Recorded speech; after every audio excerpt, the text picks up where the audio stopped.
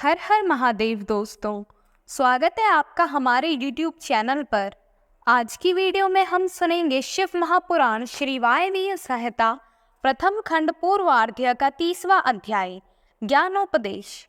वायुदेव बोले, हे मुनियों, सज्जनों को सिर्फ भगवान शिव से ही प्रीति रखनी चाहिए, किसी अन्य से नहीं। भगवान शिव तो सर्वज्ञाता हैं। उनका अनादर करने वाले मनुष्य को संसार में कहीं भी सुख प्राप्त नहीं हो सकता।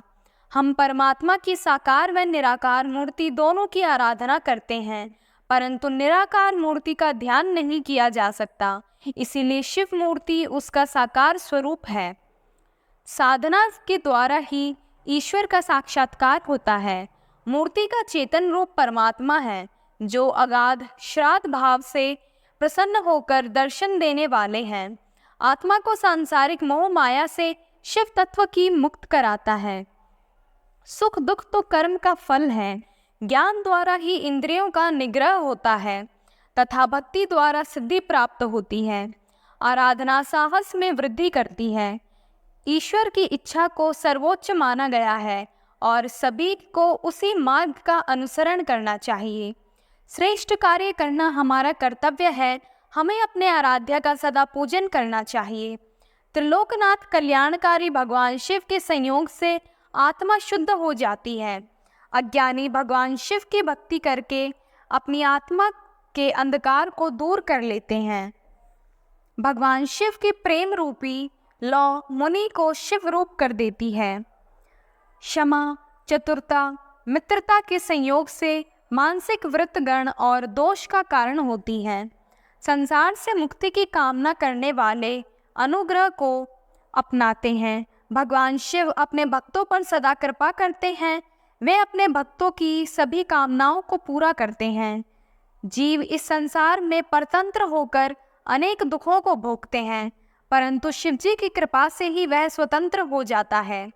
जीव आत्मा को अजर अमर है।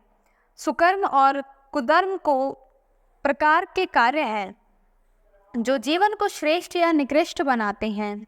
मोह माया में फंसकर प्राणी हिरण की तरह इधर उधर भागता रहता है। शरीर में सबसे ऊपर परमात्मा, मध्य में अंतरात्मा और अधोभाग में आत्मा का निवास होता है।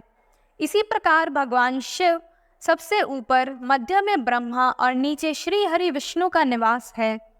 भगवान शिव को अंतरात्मा भी माना जाता है क्योंकि वे सर्वत्र विद्यमान हैं।